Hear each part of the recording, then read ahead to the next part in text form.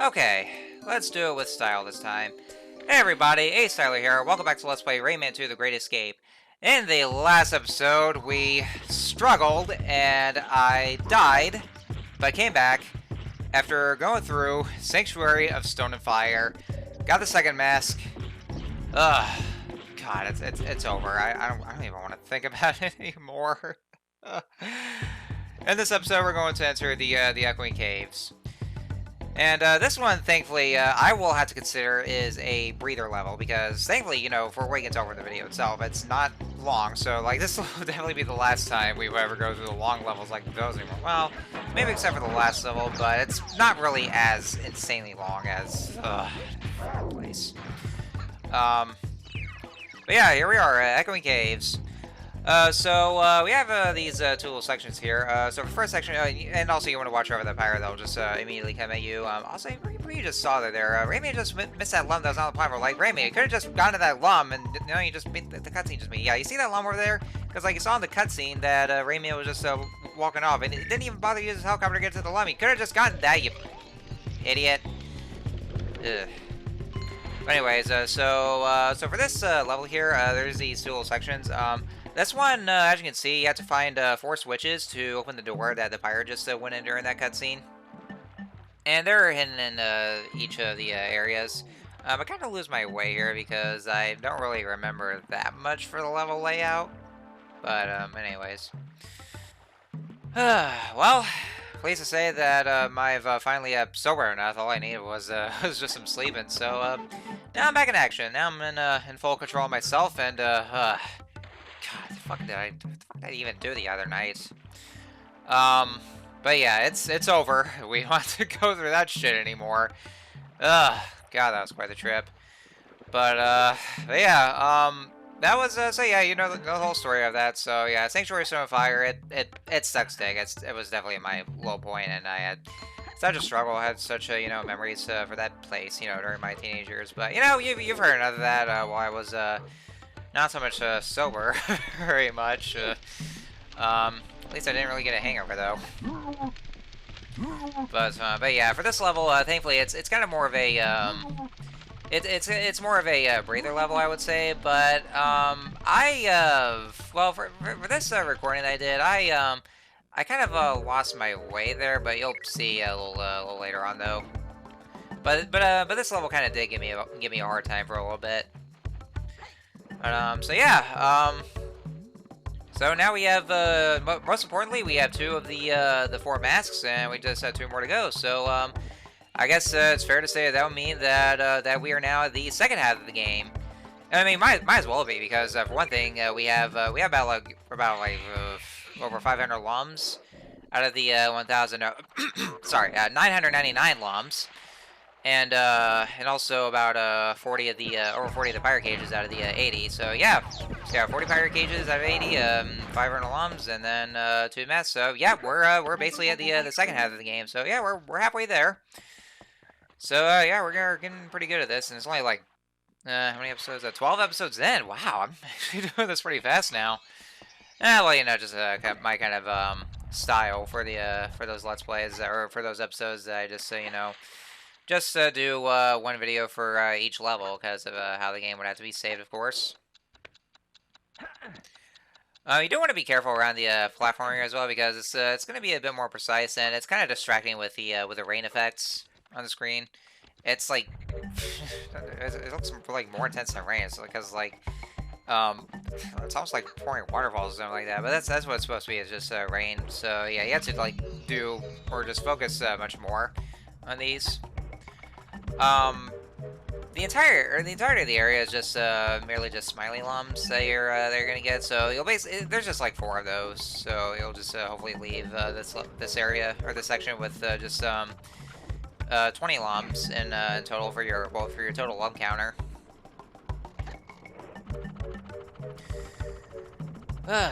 So yeah, yeah, I guess that's just all there is to say about this level here. There's really not much going for it either. I mean, it's kind of more like a filler level, I would say, because I mean, just fascinating just to you know, get those lums and And like, I guess I don't really think the pirates don't really find out that Rayman's already gotten to the mask, but I'll just have to let's see about that. And yeah, we got all 4 switches. Yeah, as soon as Rayman wants or does that little pose and just his little cheer, yeah, we got all 4 of the switches, and let's get that one before we go. And so now we can go ahead and gain access to that door that that pirate just went in. And here we have the caves themselves. Now, this section in particular actually gave me the most trouble. Well, for reasons. Actually, well, actually for a couple of things. Actually, before we do, is just this one pirate cage. For one thing, it's mainly because, yeah, for this section, this is actually where you get to use the powder keg riding mechanic, just by like taking one of those powder kegs and then going on the torch. Now, the one thing that actually gave me so much trouble for is that I haven't even gotten used to the controls for for controlling the powder keg, and because of that, I would start missing some lums. So yeah, you'll see those lums there, and you want to make sure you get those, and that's why I'm doing some jump cuts, because I just want to make sure I get those and just get that one right there. But yeah, it just took some getting used to, because they're pretty quick and they're kind of like fast paced, and you get like some sort of a sudden reaction time for those. So I ended up missing those lums because of it. So yeah, I had to do like several of the jump cuts. Like, I guess a lot of jump cuts, and I can see how small they were considering like how much I've edited in this video. But yeah, that's one thing you do want to be careful with, is that, like, when you want to get all the lums, you just have to make sure you just aim straight at the lumps so that way you can get those, because you can just easily go past them as you're running through. It's kind of the one struggle about some certain things like those, where you're just running on something and you want to get those lumps, but you just end up missing them.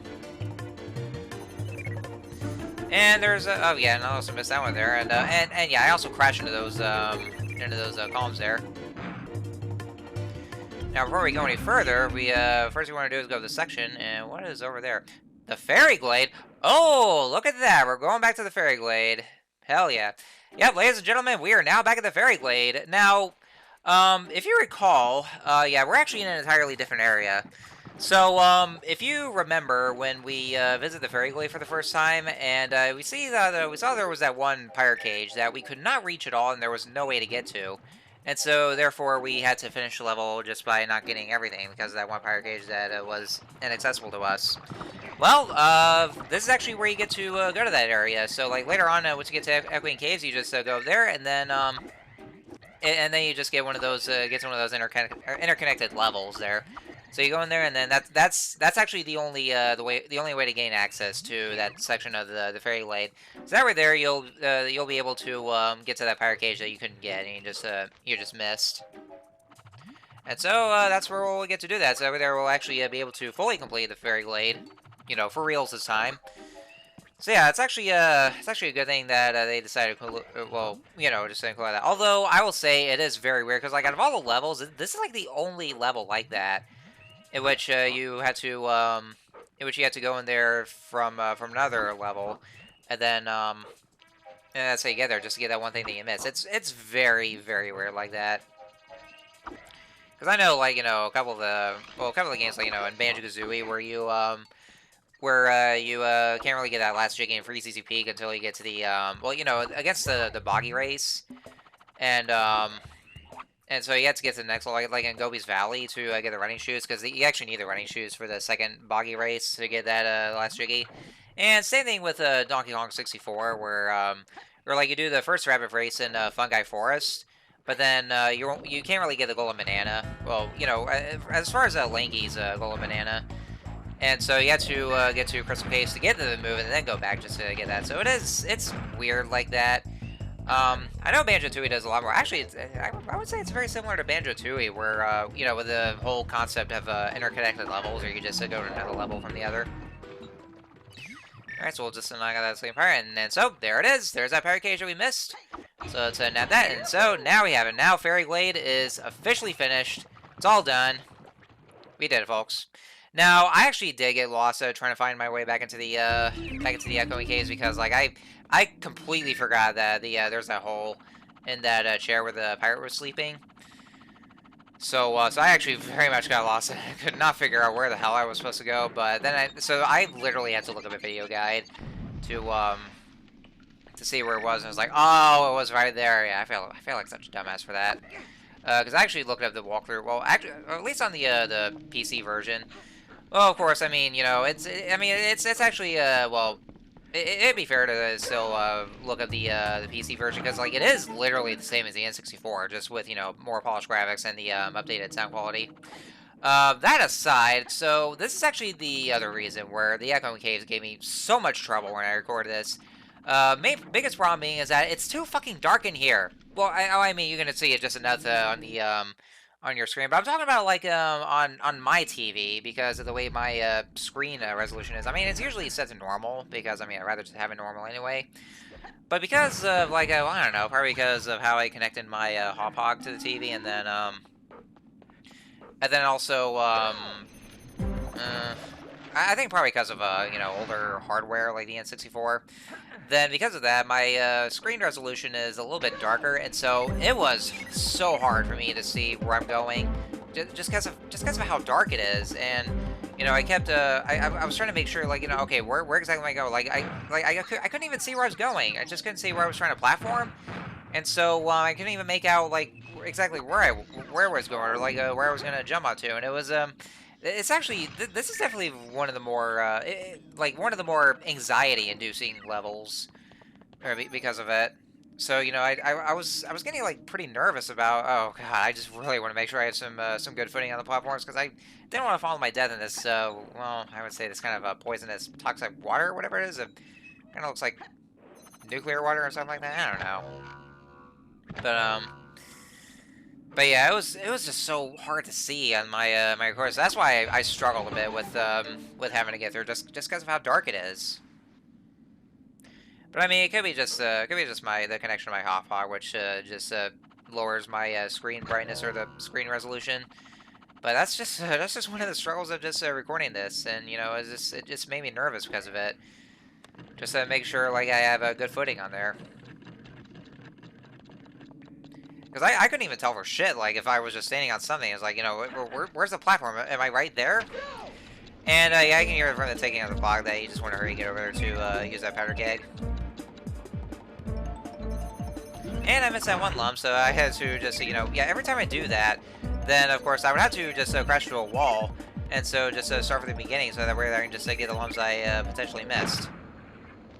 But we are just about almost done with the level, thankfully. So there's that last checkpoint, and yeah, you want to hurry and get off that rope there because it's actually gonna collapse on itself. And I just noticed I was standing on that powder keg. So if you're having a screen resolution like this, or at least if you're playing the N64 version, then just be very careful through this level. It's very much anxiety-inducing. Unless you're playing the other ports, because I know from what I noticed that their screen resolutions are a little brighter. I would say I believe it was. I mean maybe. I mean they gotta be. But I would say it's just the N64 version, and so it's kind of like the curse I have, which is just because that this is the N64 version of the game that I'm playing. I mean, I know a lot of you guys would be asking me, like, well, why couldn't I do the other versions? Like, most especially the Dreamcast version.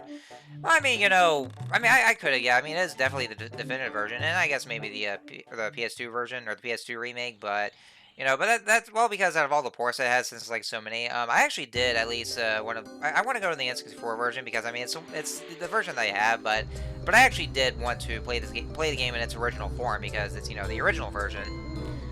But yeah, that's basically the whole thing, so that's why I was going over that. Anyway, so Echoing Caves is now done, and so our next stop is going to be the Precipice. And this is actually one of those levels where it's going to be a bit frantic, but more on that once we actually get to it. So next time on Let's Play Rayman 2, we're going to enter the Precipice and see what awaits us there for any dangers that will await us.